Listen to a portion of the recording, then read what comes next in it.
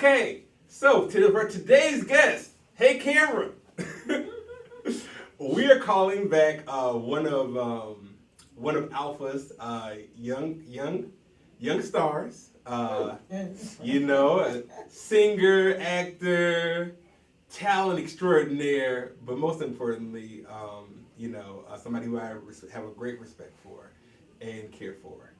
Simone Beckley, can you please come out? Studio audience, clap. Play your parts, people. Play your parts. You're too kind. You're too kind. Yes. So Simone, before we get into your accomplishments, can we talk about just who you are?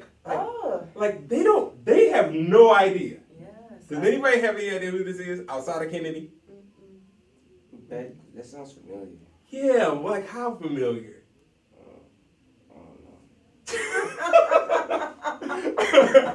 Okay, so tell them who you are.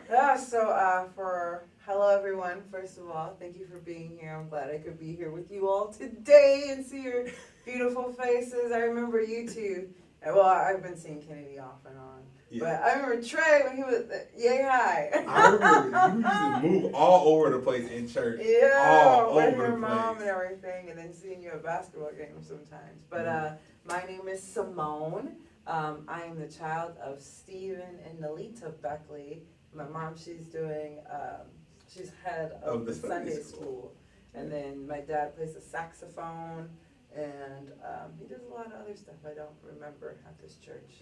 Yeah, they've been here for 30-something years, right? That's right. Yeah, because they were here when this church was called the Blue Church. I don't know if you guys heard of them call it the Blue Church.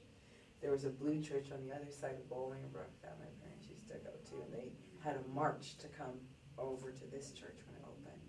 But and I came here. I started here when I was in my mommy's tummy. It was so cute, and I was here. I was born into this church. People tell me that I was singing in the choir before I was even born. And so I was here for the first 18, 20 years of my life. That's right. And I still live in Bolingbrook. What else do you want to know about me? Well, that was a great intro. Great intro. That's a nice little basis for you. So we always start these conversations in the past, and so I came here about 96, 97. So I can't remember if it was junior year or sophomore year for me. Again, so I didn't grow up with this. I did not grow up with this, and so when I came here, it was a new building. Mm-hmm. This church was built in 96, 97, one of those years. And so my experience is when I came here, there was no Simone. I was tiny. I was born 95. Okay, so they were Simone was Simone. And so I can remember going over the Beckley's house because the Beckleys have always been, for a lack of a better term, down with Jesus. Down. And I remember looking at little Stephanie, who had to be 3. Mm-hmm. That's her older sister. She is of 5. She has 4 brothers and sisters. 4 brothers and sisters. 4 brothers and sisters. She's the 5th. And so I remember seeing these little kids, man. These little kids. Look, I always felt like I was always the biggest person in the room, size-wise and age-wise. And so it's just I just remember these are little kids. And so there are pictures of me with her brothers in Bible Express. Here's 16, 17, 8-year-old me, and here's 4 and 5-year-old them. And it's just what am I doing? What am I doing trying to follow this God that they're teaching me about at the church? But now I'm leading to my first question. So when I got to the church, Simone's family did something that I had never heard of. And it was called this thing called homeschool, where it's kind of nobody goes to school, you learn at home. And I was just because in the black, we black, in the black, culture, everybody goes to work. If you don't go to work, you're trash. That's the way we do it. So I had never known anybody who first didn't work, and then also who had homeschool. And learned at homeschool. So you participated in a little bit of that, right? Yeah, I was homeschooled until I was in high school. Okay, all right. So give me your perspective on that. I enjoyed it. I felt that we didn't have to worry about like peers and like keeping up with those around us. We can just focus on, getting school done. And we used to finish school at like 10 a.m. if we really wanted to, or noon, and then we just have the rest of our day by ourselves. And so we had to read our own textbooks and do our own lessons on our own. After, growing, when you're little, your mom shows you what to do, she does it, and then, after you can read on your own, you can read the textbook by yourself. You don't got, a teacher to tell you to do it. So that was really nice. You had a lot of autonomy, and you could be very focused, because you don't have opposite distractions, and you can be super motivated because once you're done with that textbook, you're at your house, you can do whatever you want. You can go outside, you can play video games, I like to read sometimes, so wow. I really enjoyed it. And then also because we were homeschooled, we were able to use the Bible in our curriculum sometimes, so that was enjoyable. And then we'd be able to do things like go to co-ops with other families, and which was like school for one day, like your guys' school. So we'd have teachers come and they teach us, we'd get cooking classes, health classes, math classes. If I didn't take one at the co-op, praise the Lord. But we do that, and then we'd transfer rooms every hour or so, and then we'd have events where we'd go with family picnics and things like that. We had a lot of fun. Okay. A lot of weird stuff. We did, because we were homeschooled, we did something called 4-H, which that's what a lot of country people do. What is, you got to tell them what that is? Yeah, so 4-H, it's a community group where you can actually have like a vision of government. Like, so you had people who were the president, the vice president, secretary, treasurer, and so you all came to this meeting and decided certain things about what you guys were going to do together. We'd have presentations, and we'd compete against other 4-H's and things like sewing. You'd sew and like you'd compete, and you could do woodworking, you'd do bicycle maintenance and things like that. If you're a country person, you'd raise like sheep or goats or cows and stuff, and you compete. And then you could go down to state and get like a blue ribbon. Real country stuff. But we were able to do that, and it was kind of fun. I learned how to sew through that. I learned how to knit through that, and just do some like practical life skills. Yes. And then again, like it kind of mirrored how our government is supposed to work, and like how democratically, like if we wanted to go somewhere, it's like, okay, we're gonna go here and volunteer.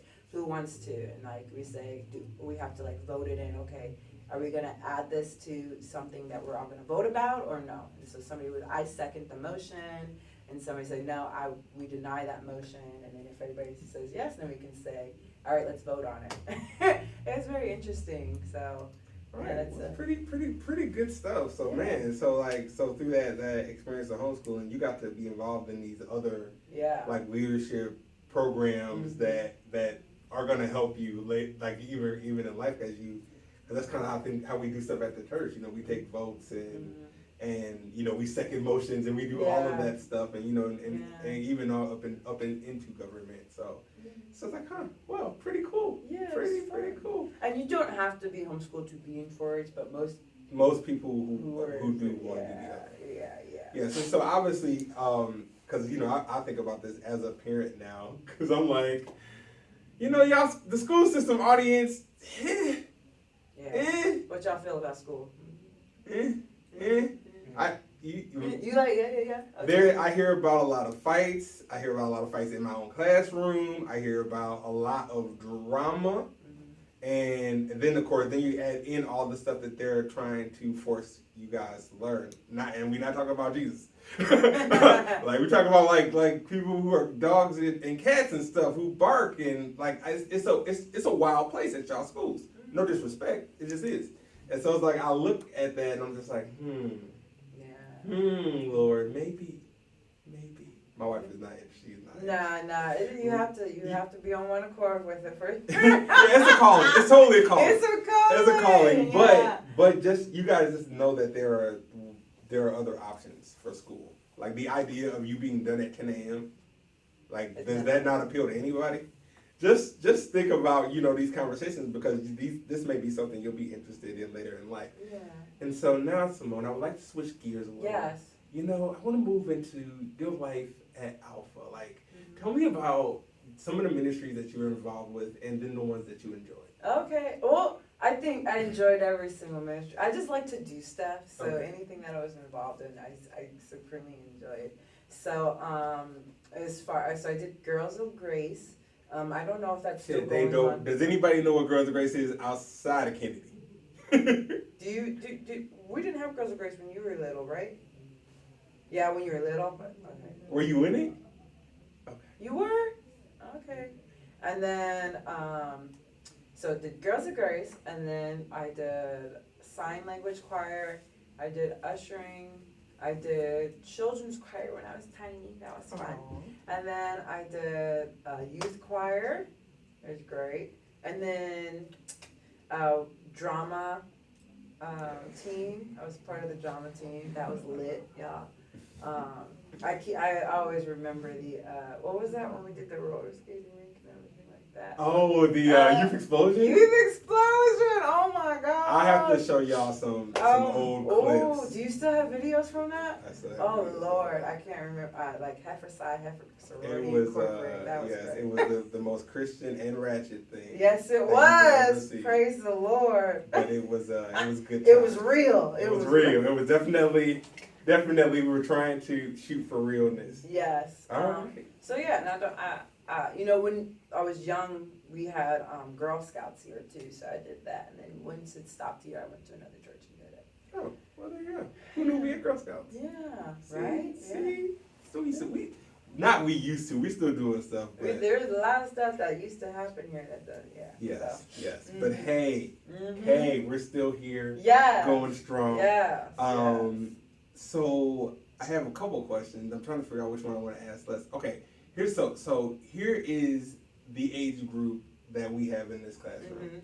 So we are 7th to 12th. Okay. And so I think that's about 13, 12 to about 18 in age group. So usually, me being here like forever, we tend to. It's almost 30 years, no? Well, it can't be that long. Yeah, 3 years. Yeah, that's true. I always do about when I started teaching it. So I started teaching it at 03, so it's probably like 18 plus years. But we digress. So usually in that age group, that's where the slip starts to happen. Like people start, like I always tell Trey, they start to get jobs, they start to get involved with the opposite sex. They start to have a life. And the priority for this, whatever this is, the Sunday school stuff where people just kind of look at me like I'm crazy, like the interest for this kind of wanes. And so like talk to me about how you navigated specifically your teen years in Christ, because even if you weren't experiencing that, I know people around you probably were. Yeah, so I was super blessed because my parents, like he says, they've been here since before this building. And so they all, and like my grandfather, I live with my grandfather right now, and he even says, like right now, this is his perspective. He says one of the problems is that parents allow kids not to go to church anymore just because of their own decision. And so what I had was my parents, it was expected that we were going to come to church no matter what. And so the thought never occurred to me I wasn't going to be here on a Sunday. We might be late to church, but we were going to be here. Like growing up, I remember like just a few times when my dad didn't even come to church.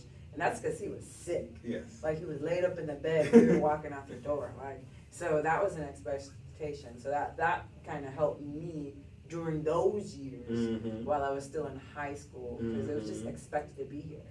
And like I know the benefit of being here was that I was going to learn about God in some respect, and that that God liked that I was interested in being here with Him. That He would meet me here. So that really helped me. As far as like the other perspective, I mean, I did enjoy my time coming here because I served. I had a purpose when I came here. I had a purpose to hear about God's word and to serve the church and to honor God while I serve the church. And so that helped me with my desire to be here. So being involved with young people can help you to, keep some of that while you're being pulled in other directions. That's just as a tip. So if you guys are not involved in anything outside of, like an usher or singing in the choir, or what else did you do? Sign language choir, drama, because there's a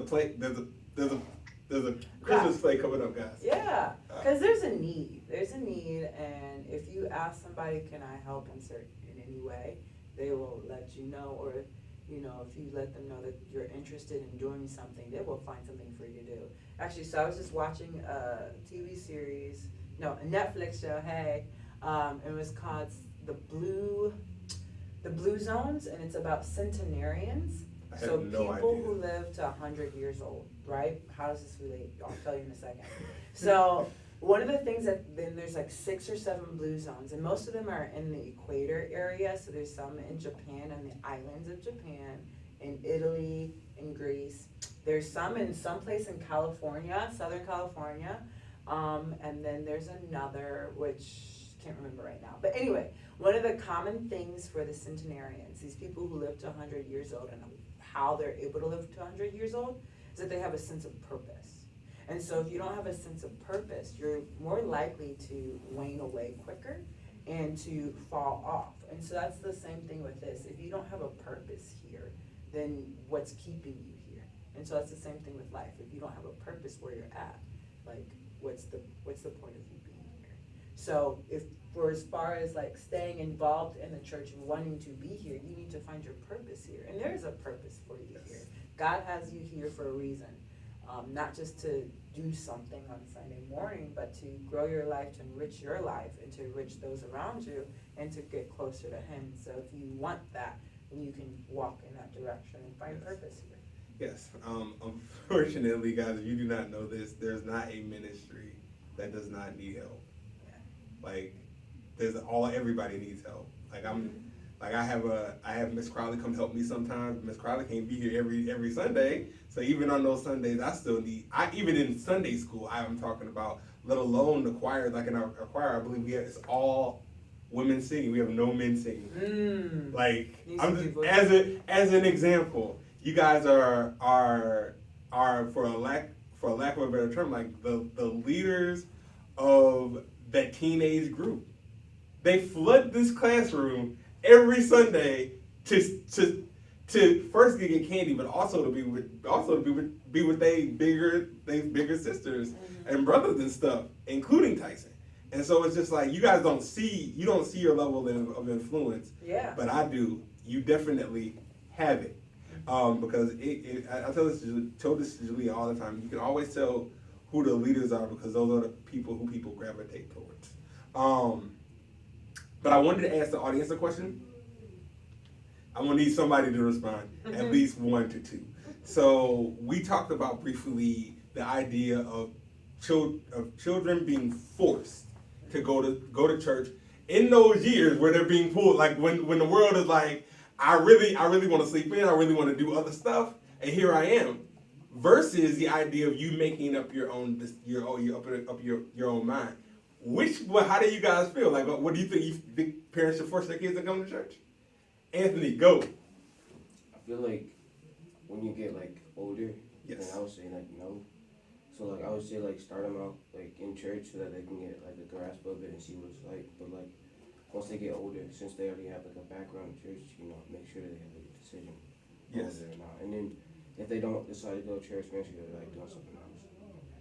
What's the age range you think where I they say, can start making a decision? Well, it depends on how early you start them. Like if you start them from like very young, I would say maybe 14, 15, around there when they should like start to talk about it, and then like maybe 16 when they like can like really decide. Okay. How old are you again? 14. Okay, all right. That's like you should. Trey, should your parents force you to come, or should it be like if you don't want to?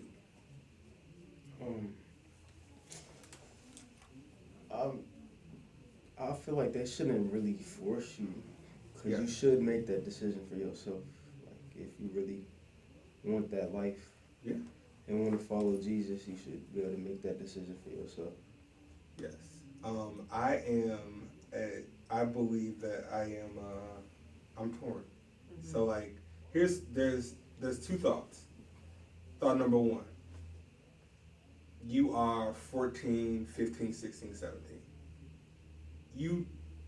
The concepts and the thoughts that I'm thinking versus what you are thinking, not to say that my thoughts are better, I just have a bigger perspective. Because I know what it's like to graduate high school. I know what it's like to buy my own car and buy my own house. I know what it's like in the real world because that's where I'm at. You guys are still at y'all parents' houses. No disrespect. And so I'm coming from the perspective of I know what's coming. My job, this is why I teach Sunday school, outside of to bring glory to God, is to prepare you for what has next. That's why she's here. I said it like 5 times in case you missed it. Like, it is my job. Like, I gotta get you there. So who's gonna get you there? And so your parents also think like me. They're like, what is best for my child? Not what they will always enjoy. That's a parent's perspective. Mm-hmm. Parents want you to eat your vegetables. Why? Because vegetables are good for you. Not because they don't care about your likes and dislikes. They do. But they want what's best. Why do they want you to go to college? Why do they want you to make good grades? Because they hate you? No. But even though studying might suck sometimes, right? It may not be fun getting good grades and doing your homework and turning it in on time, but they do that stuff because they're like, this is going to set them up to have the life that they deserve to have. I do not want to be the person who holds them back when they don't even know no better. Mm-hmm. Like, I can't expect a 16-year-old to think like a parent. They don't have no kids. They don't. The only person they think they're concerned about is themselves.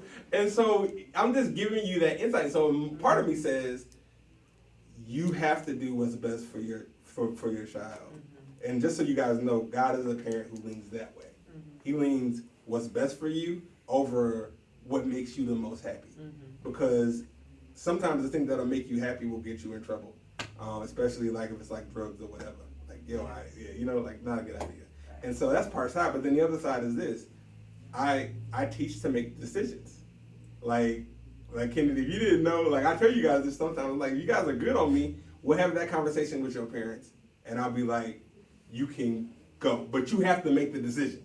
Like, I don't want Jesus. I'm cool with hell. Like, I want my life. Like, you gotta just make it plain. Like, and then I'll be like, okay, they've made the decision. I gotta respect the decision because guess what? God respects your decision. Right. Like, if you say no to Jesus, He don't kick down the door and make you say yes to Him. He says, okay, live your life because this will be the only life that you will be able to live. And so those who do not believe in Jesus, let me talk to the camera now.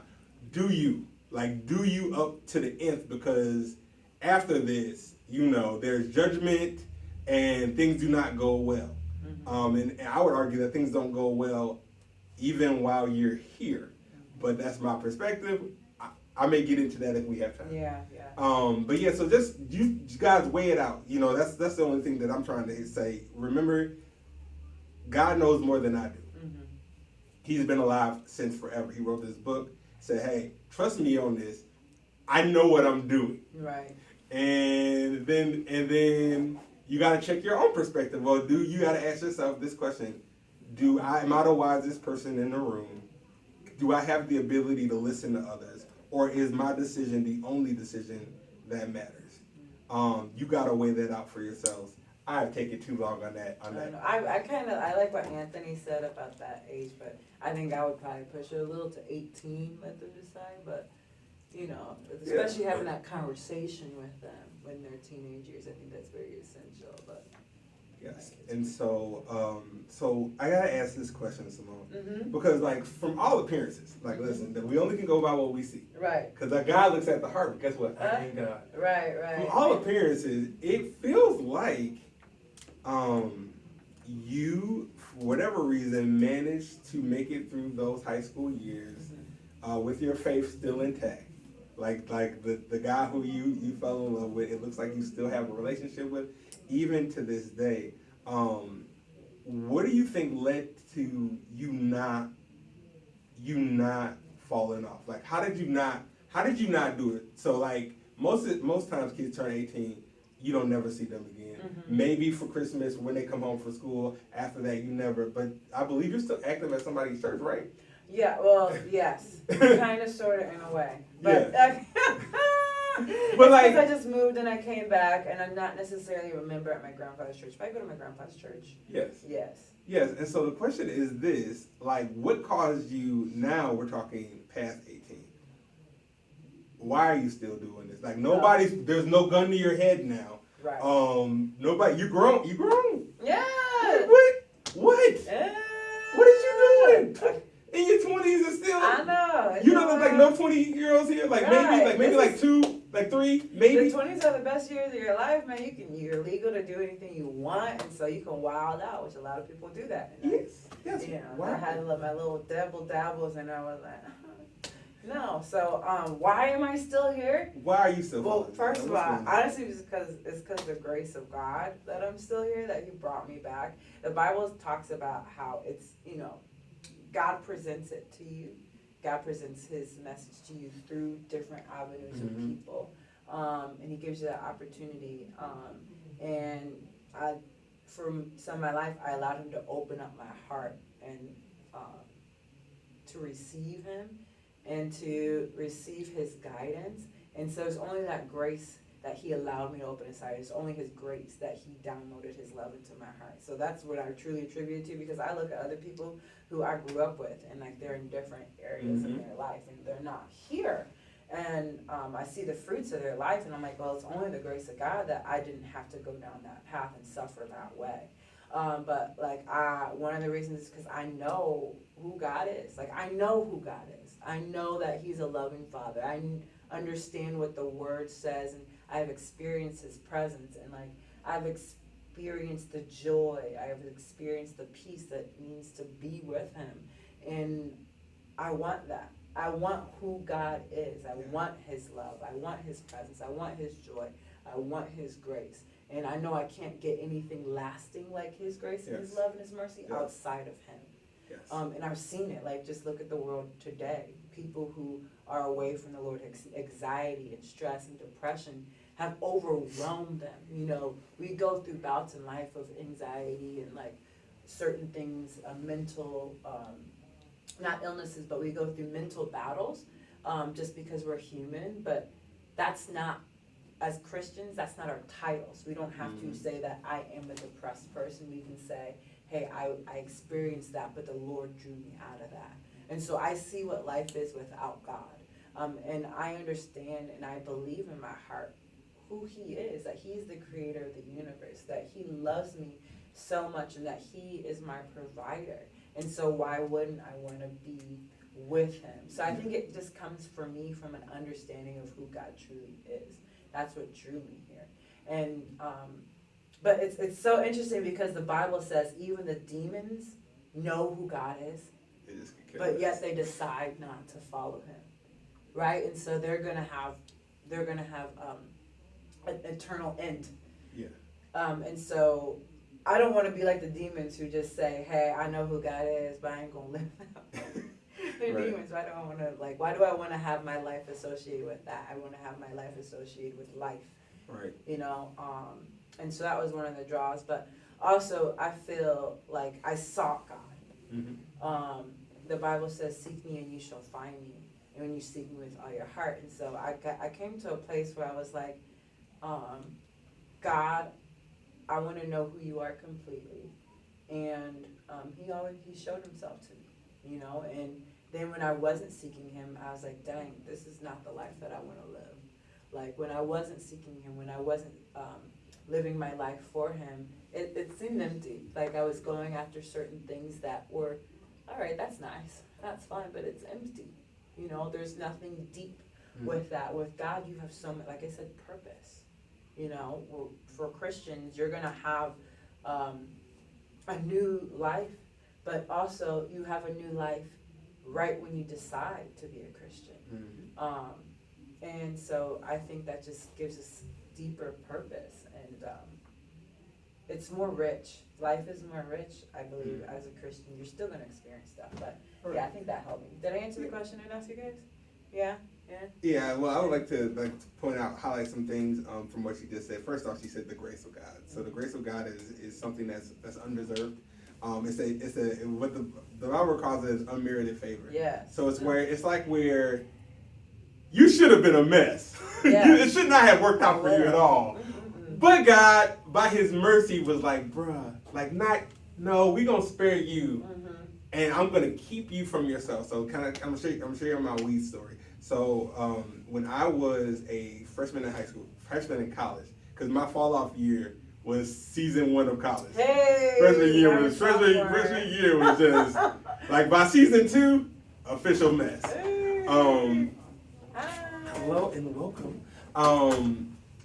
I was at the place. This is Christmas time, December '98. It's a very long time ago, and I was ready to try weed. Like I had listened to Officer Friendly, Dare, Say No to Drugs. Like that was my generation. Like that started with my generation, and so I was like, yeah, well, Officer Friendly, the cop said don't do drugs. I was like, that makes sense to me. Don't do drugs.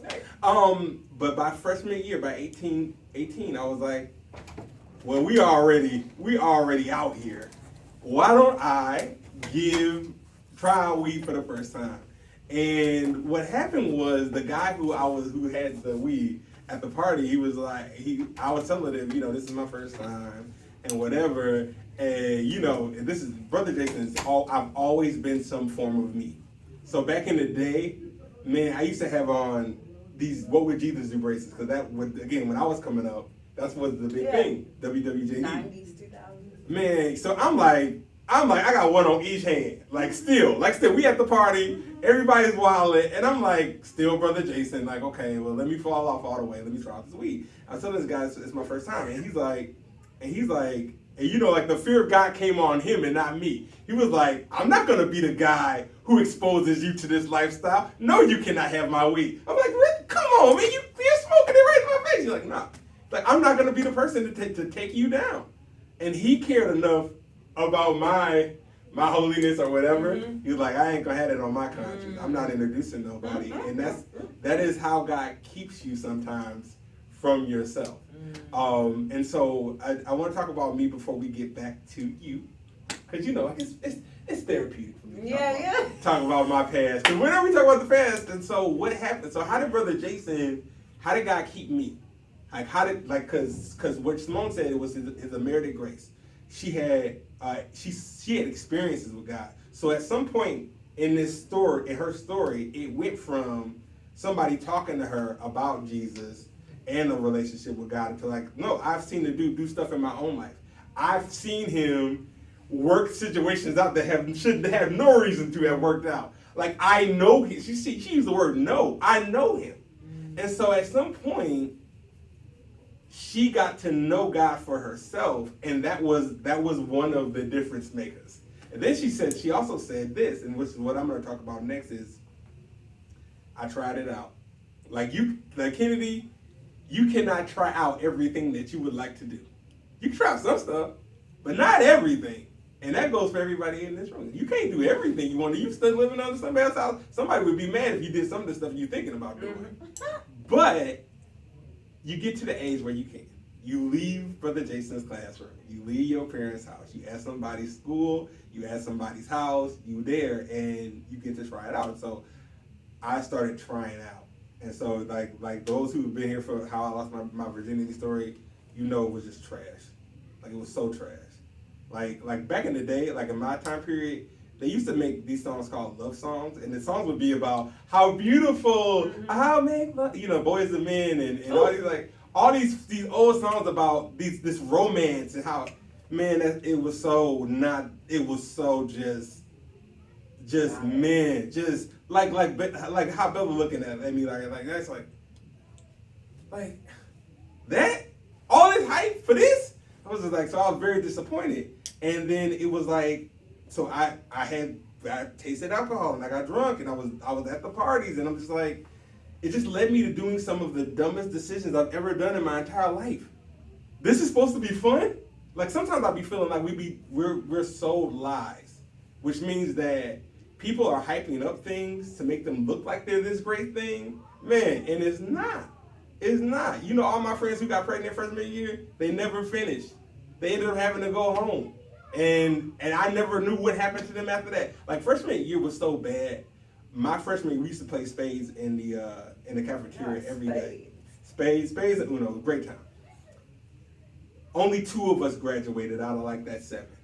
And I'm just like, because freshman year was so good, a lot of us didn't come back. And so I say all of that, to say, when God started, he's like, bro, now you doing it. How is it doing? How's it going? It's like, it's not working for me, God. And when I started to listen to him, like, and follow what the Bible said, my life became better. Yeah. And I was just like, well, clearly it seems like he knows what he's talking about. Let me continue down this road. Right. And that's what leads me here. As much as possible, I would like to spare you of heartbreak, Yes. of pain and suffering. Yes. And so I teach you the right way. You still got to make your own decisions.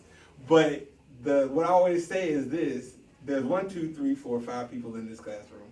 Your friends do not have Brother Jason. Who is telling them to do the right thing and to follow God and to not? Who's their guy? Like, who's it? Is they guy you? Are you that girl? And so you guys have this advantage. You guys get to hear before you make a decision, because there's people. Just know that there are people who are growing up who have no idea what's waiting for them, and they're only believing what they're being told off of TV and social media. We digress. My life was trash. My life was trash when I stopped following Jesus, stopped going to church, and it felt so wrong. Eventually, I had no choice but to, go this way. Yeah. It's just more fulfilling. It's so much more fulfilling, and everything else is fun for a moment, but then it felt empty. Yes. And so Simone, we are almost out of time. Oh snap! I know, like, don't this hour go by fast? I know. So we interviewed 2 months ago Josh Johnson. Hey, not Mr. Johnson. Yes, Mr. Johnson will be coming back to do a part 2 in November.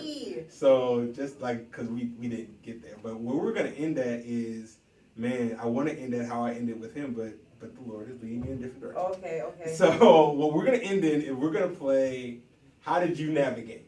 Okay. And so now this is all the stuff that teenagers have struggled with since you've been a teenager. Like, this, it ain't changed. Okay. It ain't changed. And so first off, how did you struggle? How did you navigate peer pressure?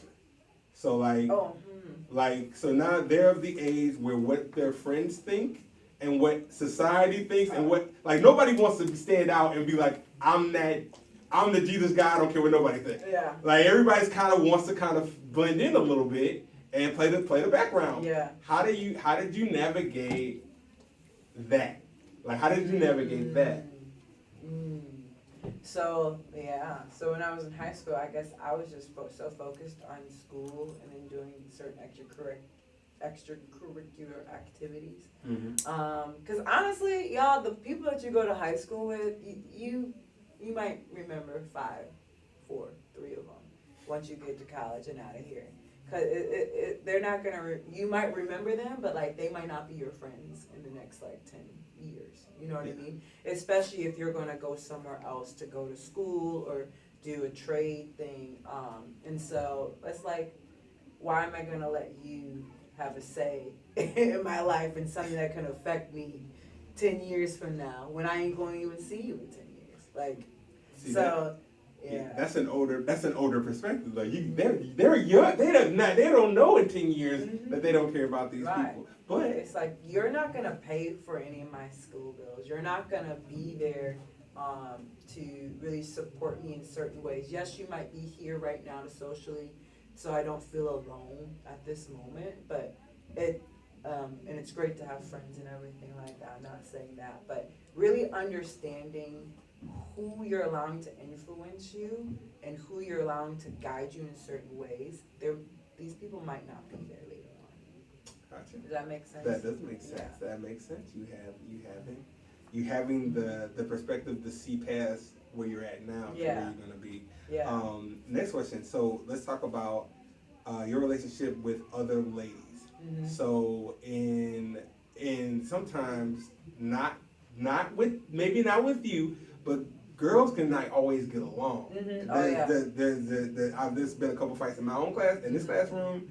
It can get catty sometimes. And so how do you navigate those situations? Oh yeah, no, I would get upset. Like back then, I think I would just more so remove. I don't like drama, and so when somebody was trying to make drama and like divide my friends from me, I was like, all right, if they're really my friends, they'll come back to me, right? Yes.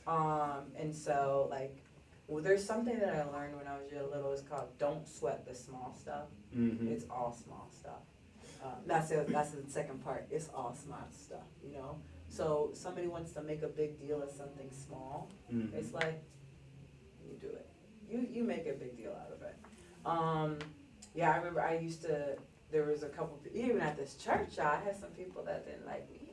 At church, people don't like you? Right, That's it's like crazy. people Where people at love church, Jesus? No. are like regular people who might not like each other. Yeah. Okay, but anyway, so during that situation, I just was like, all right, so if you're going to turn my friends against me, who I thought were my friends, I was like, okay, that's it. The Lord will bring me the people that I need in my life.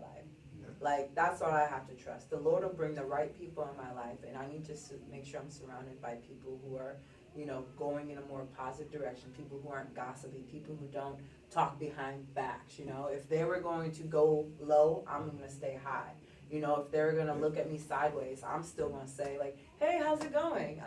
Like, what you do does not affect how I'm going to treat other people.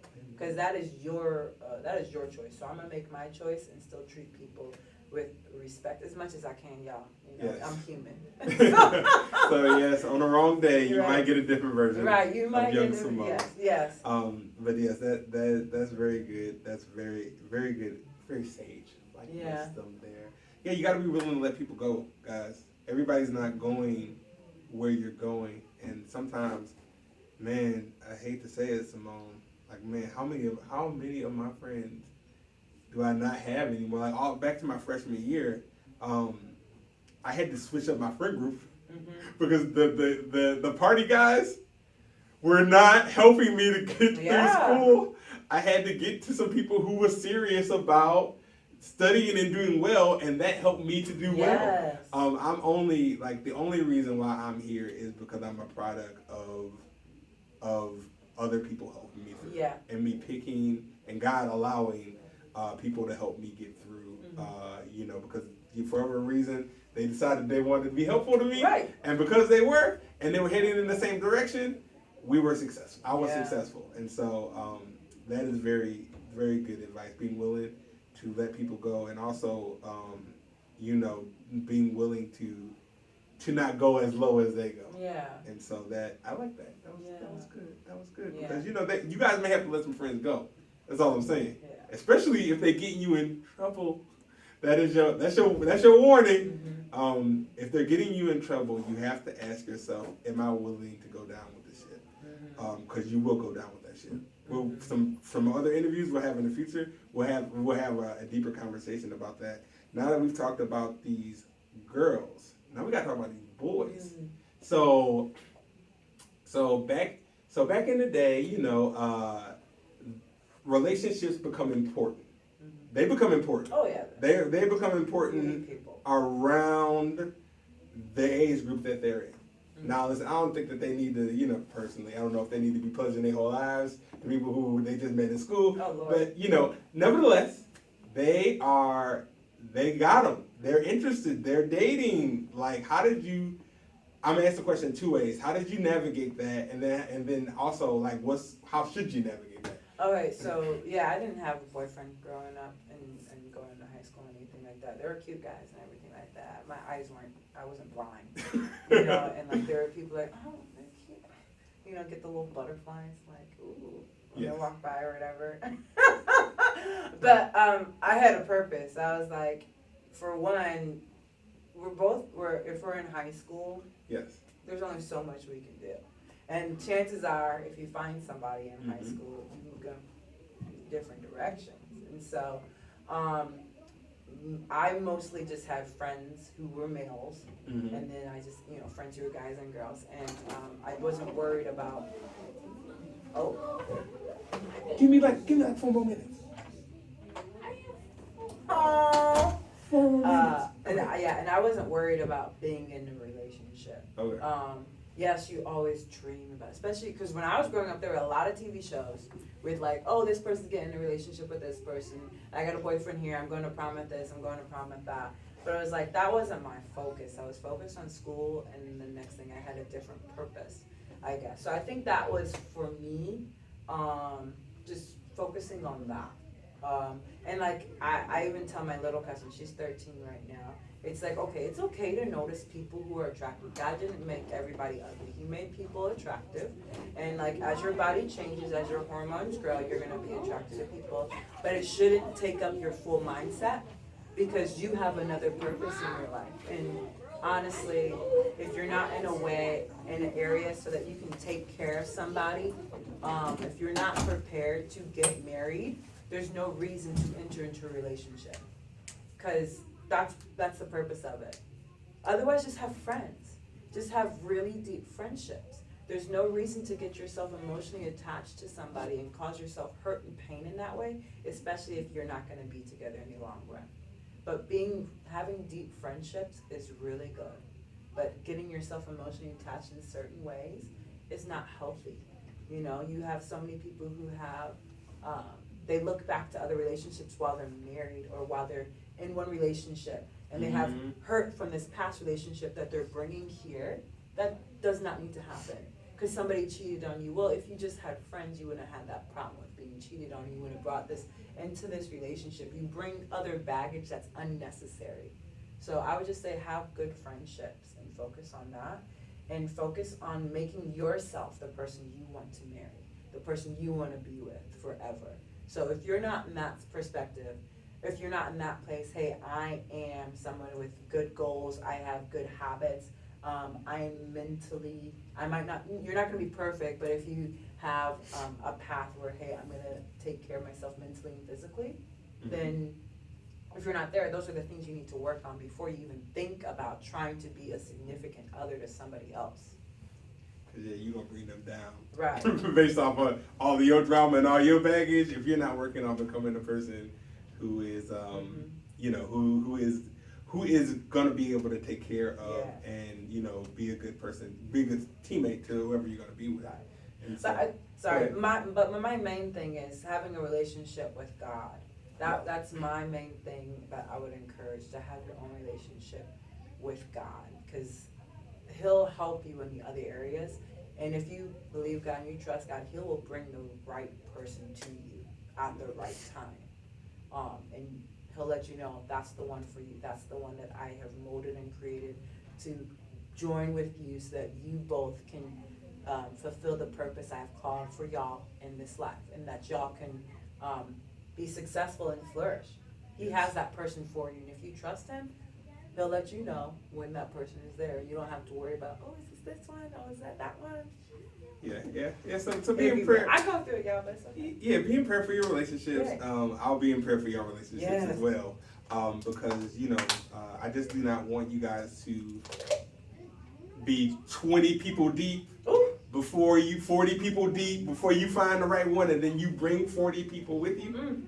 Oh man, this one did me like this, and I gotta be all protective, or you know, this one, you know, and all of this stuff that happens when we just be reckless with who we pick to spend our time with. That is our time. We have a pandemonium of people outside this door.